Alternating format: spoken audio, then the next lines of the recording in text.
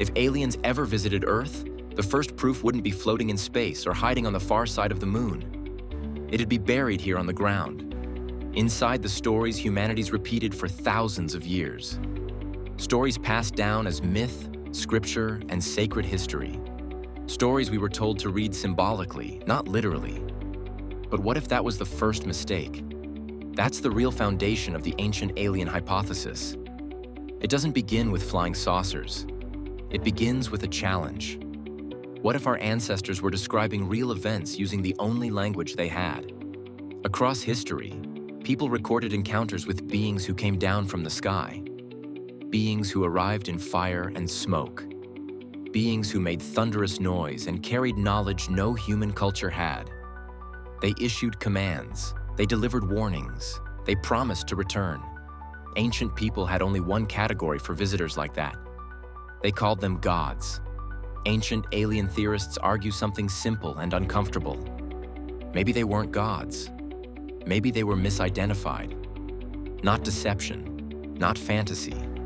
Interpretation. A technologically advanced being viewed by a pre-scientific culture would naturally be described in religious terms.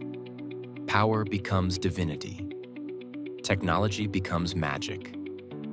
Flight becomes heaven. Consider the Book of Ezekiel.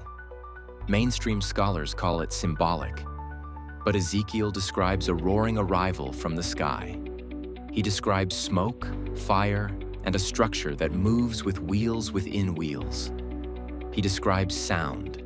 He describes motion. He describes structure. He's not writing poetry. He's struggling to explain something mechanical with a vocabulary that didn't include words for machinery. Then there's the Book of Enoch. Enoch speaks in the first person.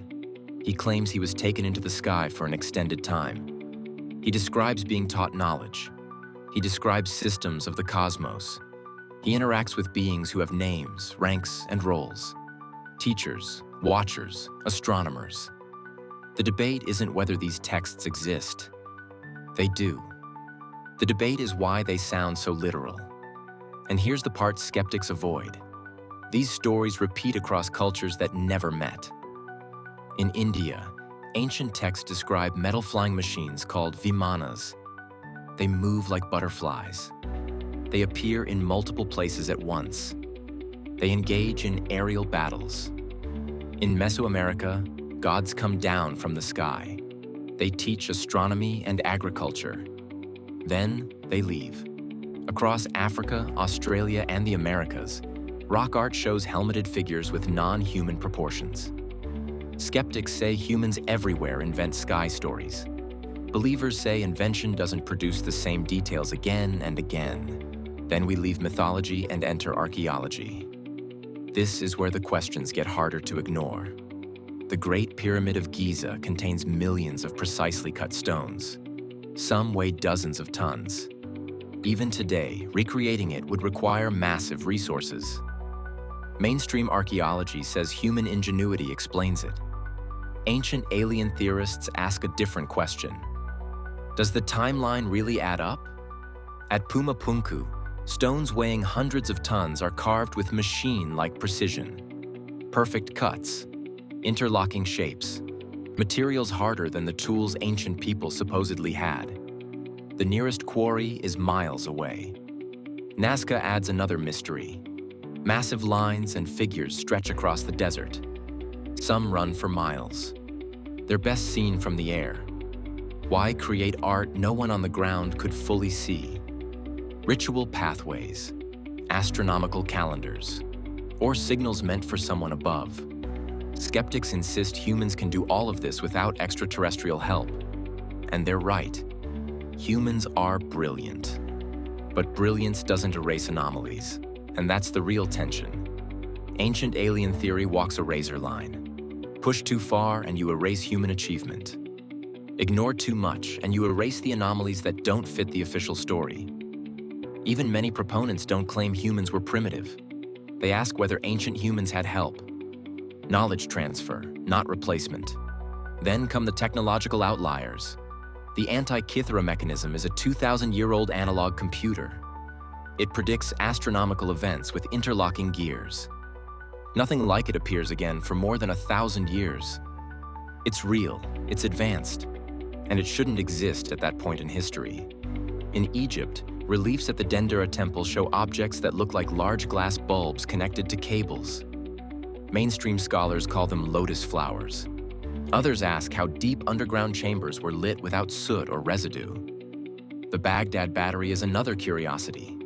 Clay pots with metal rods that produce an electrical charge when filled with acidic liquid. Why discover electricity, then forget it? None of these prove extraterrestrial contact. They're anomalies, not conclusions. So why does the idea persist? Because it speaks to something ancient in us. The sense that we're not alone. The intuition that our story's bigger than our textbooks. The possibility that our ancestors weren't ignorant. They were witnesses. Archaeology explains much, but not everything. And where certainty ends, curiosity begins. Even critics admit the theory's value isn't in its answers. It's in the questions it forces. How did ancient people build what they built? Why were they obsessed with the stars? Why do myths echo across continents? The danger isn't asking these questions. The danger is pretending they don't matter.